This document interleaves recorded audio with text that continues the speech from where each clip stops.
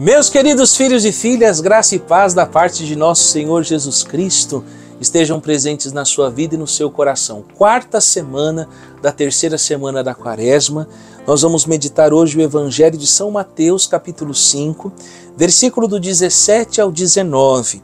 Aquele que praticar e ensinar os mandamentos, este será considerado grande.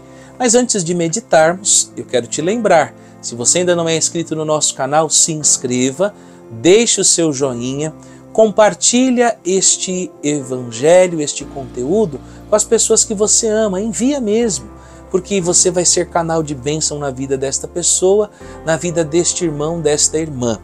E lembrar que ao final deste vídeo você deve comentar o que você sentiu, o que você experimentou com esta palavra. Nós estamos diante de um texto que Jesus está falando com os seus discípulos. São Mateus é muito claro quando diz, naquele tempo disse Jesus aos seus discípulos. Gente, isso não é só um detalhe. Isso é fundamental para que a gente compreenda o porquê Jesus, nosso Senhor, está exigindo testemunho. Porque ele não está falando para os de fora, ele não está falando para a multidão. Ele não está falando para o pessoal que fica ali na geral querendo pão e circo. Não. Ele está falando para aqueles que buscam intimidade, para aqueles que querem ser iguais a Ele, para aqueles que querem ser discípulos. Jesus falou aos discípulos, ou seja, a homilia de hoje não é para os de fora, é para os de dentro. A fala e a exortação de Jesus não é para os de fora, é para os de dentro. E qual é a exortação? Não penseis que vim abolir a lei e os profetas, não. Não vim para abolir, mas para dar-lhes pleno cumprimento.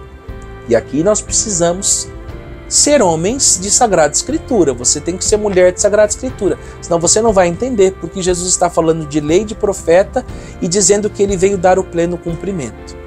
Vamos voltar ao Evangelho do segundo domingo da Quaresma, o Evangelho da Transfiguração. Quem são as pessoas que aparecem ao lado de Jesus? De um lado nós temos Moisés e do outro nós temos o grande profeta Elias. Por que aparece Moisés e Elias ao lado de Jesus? Moisés aparece para representar a lei, porque não houve ninguém que tivesse maior intimidade com Deus no Antigo Testamento do que Moisés, que falava com Deus face a face como quem fala com um amigo. Do outro lado está Elias, o maior profeta do Antigo Testamento, aquele com quem muitas das vezes Jesus vai ser confundido, justamente por conta dos grandes feitos que pela graça de Deus este profeta realizou no Antigo Testamento. Jesus aparece no meio dos dois para visibilizar a mim e a você na Transfiguração que ele não é maior do que a lei e nem maior do que a profecia.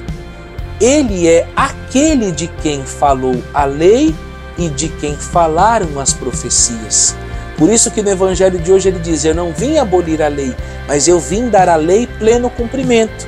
Porque tudo que foi dito da lei falava a meu respeito. Tudo que foi dito pelos profetas se referia a mim, porque eu sou aquele de quem a lei e a profecia falam. Eu vim para cumprir, dar pleno cumprimento a esta lei.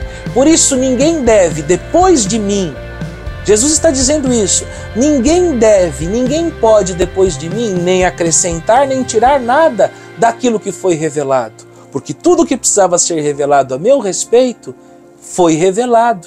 E eu mesmo completei esta revelação quando cheguei no meio de vocês. Gente, isso é extraordinário. Para mim e para você, que muitas das vezes diante deste mundo que é cada vez mais relativista, se sente perdido, perdida. Você está perdido e perdida se você é católico porque você quer. Porque se você ler a Bíblia, ler o catecismo, ler aquilo que a igreja nos orienta e pede, você não vai ficar perdido, porque você vai ficar com aquilo que Jesus disse.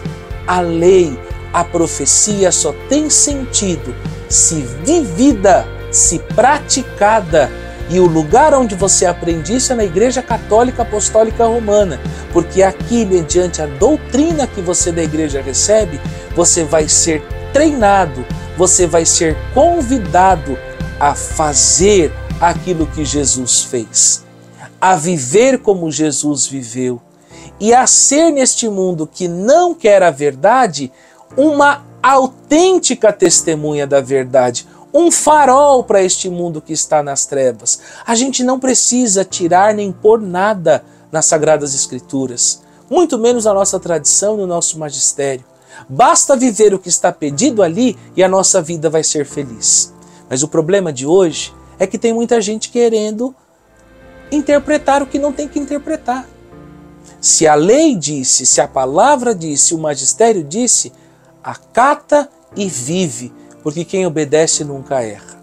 Mas infelizmente hoje nós queremos colocar na boca de Jesus o que Jesus nunca falou, dando interpretações ao que Jesus disse, que Jesus nunca teve pretensão que essas interpretações fossem feitas, porque se ele quisesse que fossem feitas, ele teria deixado para nós. Se ele não deixou, é porque ele deseja que a gente viva somente o que foi revelado. E aí muitos vão dizer, mas a Bíblia foi organizada pelos homens.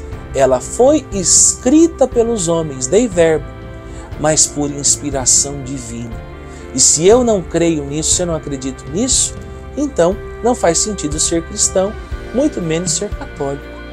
Vamos pedir a Jesus esta graça, de que o nosso coração não se desvie da verdade, e que você nessa quaresma tome vergonha.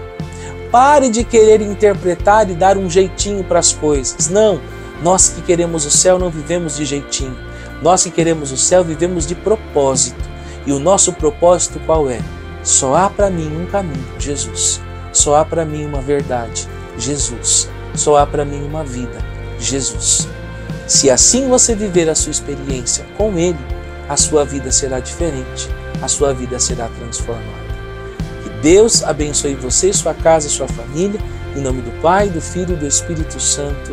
Amém. Não se esqueça, deixa o seu joinha, se inscreve no canal e comenta aqui nesse vídeo o que mais tocou o seu coração. Louvado seja o nome de nosso Senhor Jesus Cristo, para sempre seja louvado, e de sua mãe, a Virgem Santíssima. Tchau!